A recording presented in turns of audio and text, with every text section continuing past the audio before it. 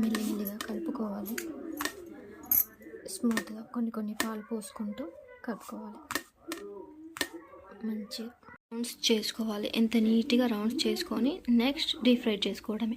Deep fry చేస్తున్నాను. Deep ఫ్రైకి pan పెట్టాలి. ఇలా నెక్స్ట్ ఆయిల్ వేయాలి.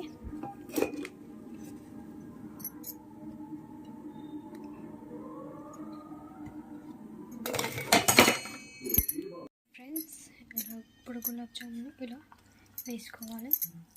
మెల్లిగా వేసుకొని ఫ్రై చేసుకోవాలి. వేగుతుంటే ఇలా చూసుకోవాలి. గోల్డెన్ బ్రౌన్ వచ్చేదాకా వేయించుకొని సిరప్ ప్రిపేర్ చేసుకుంటున్నాం. 1 కప్పు గులాబ్ జామ్ పౌడర్కి 1 కప్పు షుగర్ వేసుకోవాలి. Same quantity.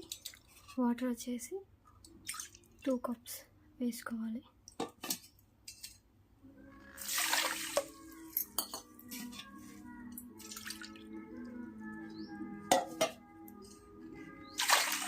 వేసేసుకొని దాంట్లో కిస్మిస్ వేసుకొని పెట్టేసుకొని పాకం చేసేసుకోవాలి.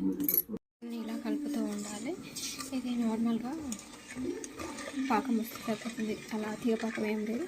కరిగిపోయి వేడి మొత్తం టోటల్ కరిగిపోయి ఒక 2-3 మినిట్స్ ఉంటే సరిపోతుంది.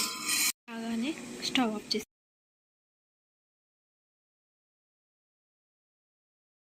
ఒక్కొక్కటిగా తీసుకొని అందులో వేసేసేయాలి.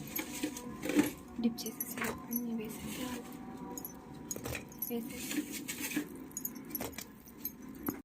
అన్నీ ఇలా వేసేసి 2 అవర్స్ పాటు నాననివ్వాలి. తర్వాత తీసి సర్వ్ చేసేసుకోవాలి.